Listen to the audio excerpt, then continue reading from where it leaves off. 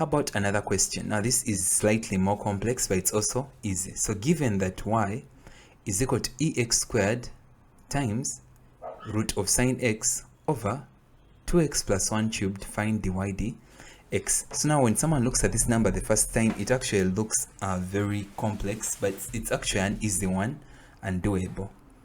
Trust me on this. So let's look at the solution. So we're going to let y is equal to that.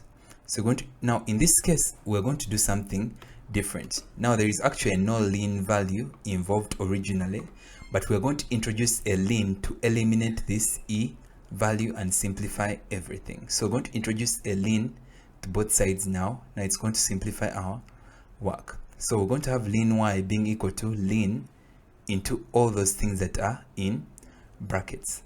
But now we remember again from the rules of natural logarithms that when you have a ln of two values multiplying themselves, you're going to introduce an addition sign and separate them that way.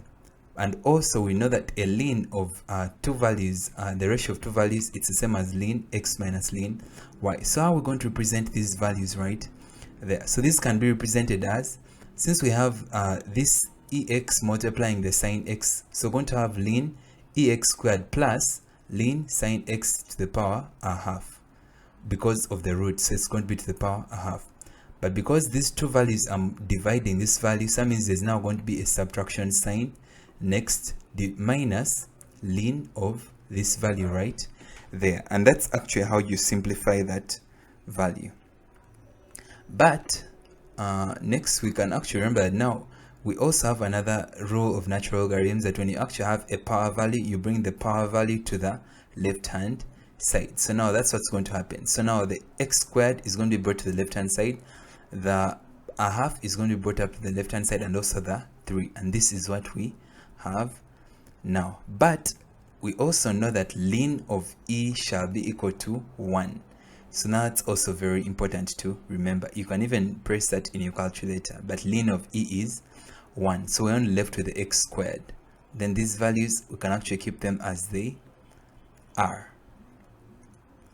Alright, so now when we differentiate, we know that when we differentiate a ln y, we're going to end up with 1 over y. But because we're dealing with the y value, we're going to multiply it with the dy dx. And then when you differentiate x squared, we have 2x plus, now this is slightly different. But now we also remember from our calculations, you can actually calculate it from scratch, but the derivative of ln sine x is actually equal to cot of x. So that's actually important to remember. So we have a half cot x minus, then the derivative of ln 2x plus 1 shall be equal to 2 over 2x plus 1.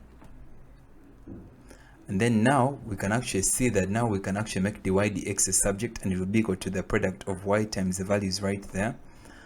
And then we also now have to remember that y is equal to that. So now basically this is what we're going to end up with. So this is going to be our final answer.